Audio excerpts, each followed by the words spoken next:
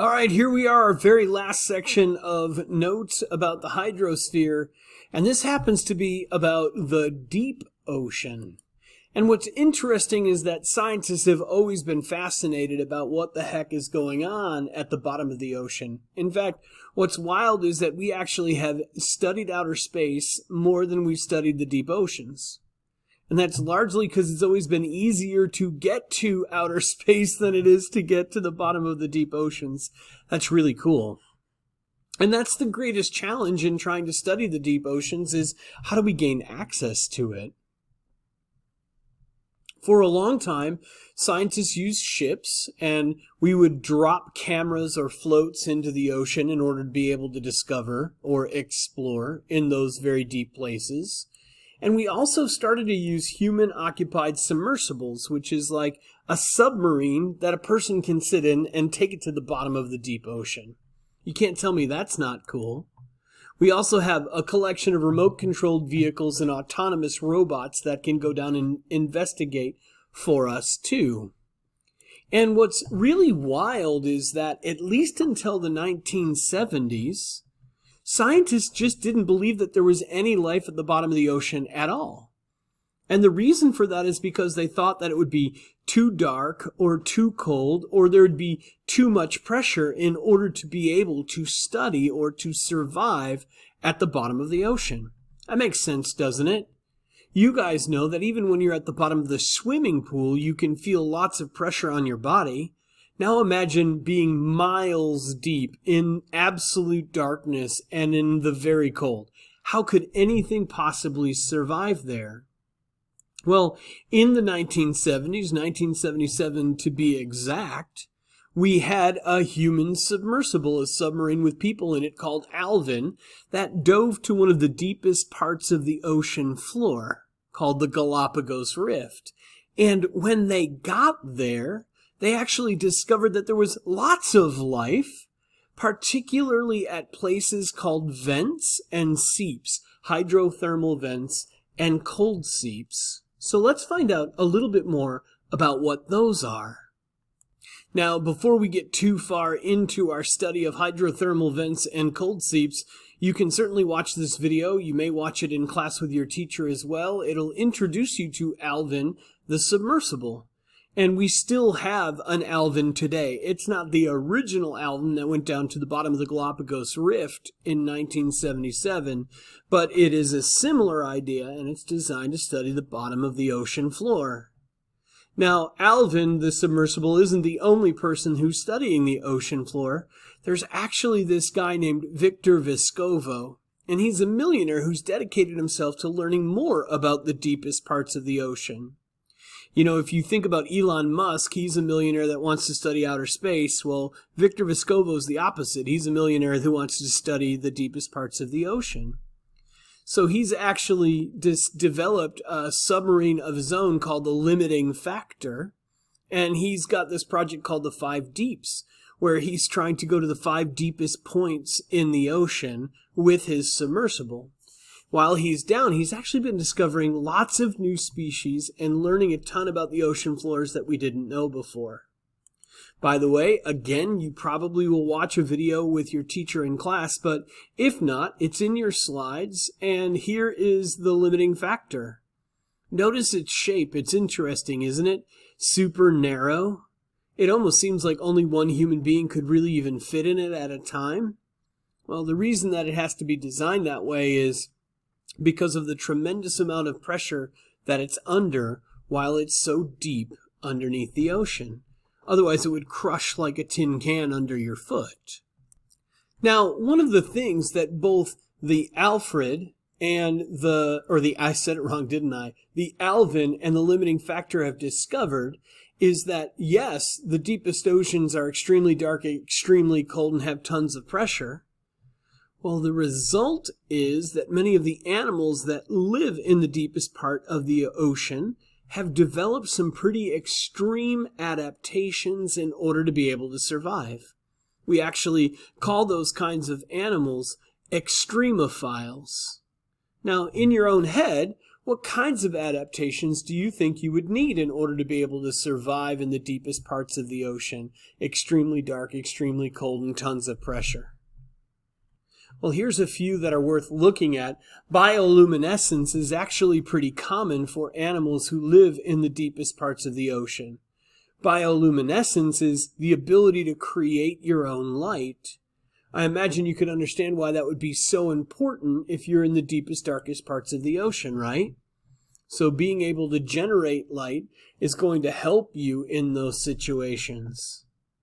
One of the fish that I think is the most interesting is this anglerfish who actually puts a little light on the top of its head. And the reason for that is because as that little light glows in the deepest parts of the ocean, it attracts prey. The prey want to figure out what the glowing light is. They swim close and they discover this bugger who eats them for dinner. The other thing that happens is sometimes the animals that are in the deepest parts of the ocean actually develop to jumbo-sized versions of themselves. And scientists aren't exactly sure why they develop to jumbo-sized versions of themselves, but one of the things that they wonder is whether being a jumbo-sized version of yourself could help you to withstand the extreme pressures of the deepest parts of the ocean.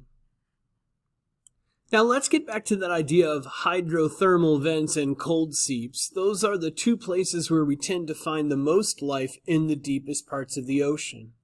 So both hydrothermal vents and cold seeps are places where you get lots of chemical-rich water that is coming out of the Earth's crust and into the seafloor.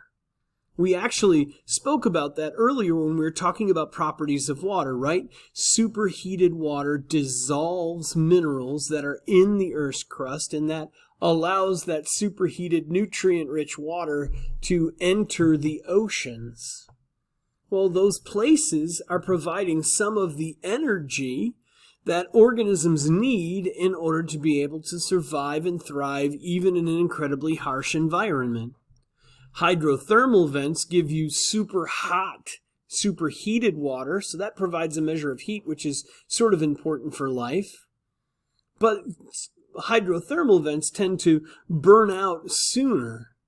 Cold seeps last longer for thousands of years, but they don't give you that superheated water at the same time. Now, why should we care about hydrothermal vents and cold seeps? Well, when we discovered life there in 1977, what it said to us is it helped us to reimagine where it was possible for life to be on Earth. Up until that point, we didn't think it was possible for anything to survive in very cold, very dark, very high-pressure places. And then what we discovered is because of cold seeps and because of hydrothermal vents is it is possible for life to live even in the most extreme situations. That changed how we understand life, and it also changed where we look for life both here on Earth and in the solar system. You know, if you think back to 6th grade, one of the things that we want to know is, are there any other places in the universe that could sustain life? Well, in order to answer that question, we've got to know what kinds of places can life survive. So finding out that life could survive in extremely dark, extremely cold, and high-pressure places gave us more opportunities to study different places in the solar system that we wouldn't have otherwise looked. Does that make sense? So if you've been paying attention during the course of your notes, you know that ocean food chains work just like food chains on the terrestrial portion of the Earth. There are producers who can create energy out of the light and carbon dioxide on Earth, right? And they do that through a process called photosynthesis. And then there are secondary consumers that eat the primary consumers and so on and so forth up the food chain. Well, if there are living organisms at the bottom of the ocean floor, then doesn't there need to be producers at the bottom of the ocean floor too? And if so, how the heck do producers do their job when there's no sunlight that deep down underneath the surface of the Earth? Well, the answer is this. Some plants at the bottom of the ocean floor have figured out a way to generate energy outside of photosynthesis. And instead what they do is they're doing something called chemosynthesis. And what chemosynthesis is that's different is they're creating organic matter by oxidizing hydrogen sulfide, methane, and other chemicals that are in those fluids that are seeping out of hydrothermal vents and cold seeps. If you remember, there's all kinds of chemicals that are being dissolved by water. It's a property of water. And those chemicals are being released into the water. Well, there are organisms that have figured out how to plants that have figured out how to take those nutrients and turn them into organic material. Just like plants on the terrestrial portion of Earth have figured out how to take sunlight and carbon dioxide and turn it into organic matter. Well, plants that are at the bottom of the ocean floor have figured out how to do that exact same thing using chemicals that are seeping out of the earth at hydrothermal vents and cold seeps. How crazy is that, right? Here's an example of what some of those plants look like in action. Now, I just want you to tie this to our evolution unit in your mind, right? In evolution, we said that a random genetic mutation, if it was beneficial, would be passed down, right? Well, that's what's happening here. These plants had a random genetic mutation. They have the ability to make organic matter without sunlight. It's a pretty helpful random genetic mutation if you're living at the bottom of the ocean. So chemosynthesis started from an adaptation, a random genetic mutation in a plant species at the bottom of the ocean, which then led to little mini ecosystems popping up at hydrothermal vents and cold seeps on the ocean's floor. Okay, so we talked about this earlier. So hydrothermal vents are driven by the heat of volcanism beneath the seafloor, right? Remember that the mantle is superheated. And so we've got places where there are plumes of magma reaching the surface of the earth and breaking through cracks in the surface of the earth. That's superheating the seawater in those particular places.